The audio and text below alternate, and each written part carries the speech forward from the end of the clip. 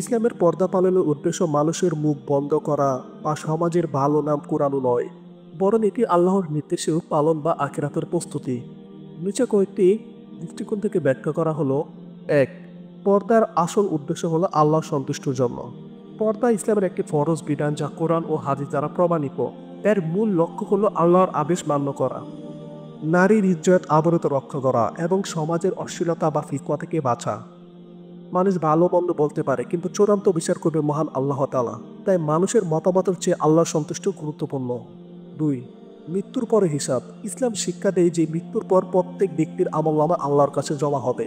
পর্দা করলে মানুষ হয়তো প্রশংসা করবে, কিন্তু যদি তা শুধু লোক দেখানো হয় তাহলে আল্লাহর কাছে গ্রহণযোগ্য হবে না। তিন, সমাজী দৃষ্টিভঙ্গি। ইসলামের পর্দা নারীর মর্যাদার প্রতীক এবং তার পবিত্রতা রক্ষাকবচ।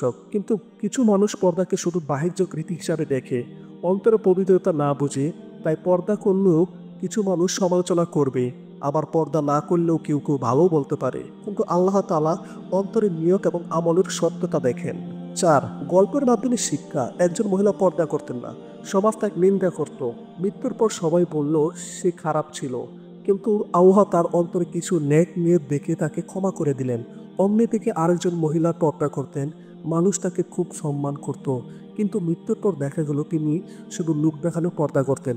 তাই আল্লাহ তার আমল গ্রহণ করেননি। পাঁচ, পর্দা তৌকিত ফায়দা। পর্দা শুধু বাহ্যিক আবরণ নয়, এটি হৃদয়ের পবিত্রতার দৃষ্টি সংযত করা এবং সমাজের শালীনতা বজায় রাখা। যারা পর্দা করে আল্লাহ তাদের জন্য দুনিয়া ও আখিরাতে শান্তি প্রতিশ্রুতি দিয়েছেন। পর্দাহীনতা সমাজের অস্থিরতা বাড়ায়, কিন্তু পর্দা করলে নারীর সম্মান বাড়ে এবং ফিতনা কমে। আমরা এই গল্প থেকে বুঝতে পারলাম, পর্দা আল্লাহর হুকুম, মানুষের মতামতের জন্য নয়।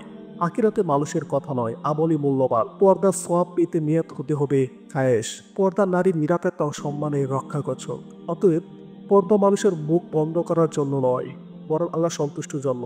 এটি আখিরাতের প্রস্তুতির জন্য। মানুষের কথা ক্ষণস্থায়ী, কিন্তু আল্লাহর সিদ্ধান্ত চিরন্তর।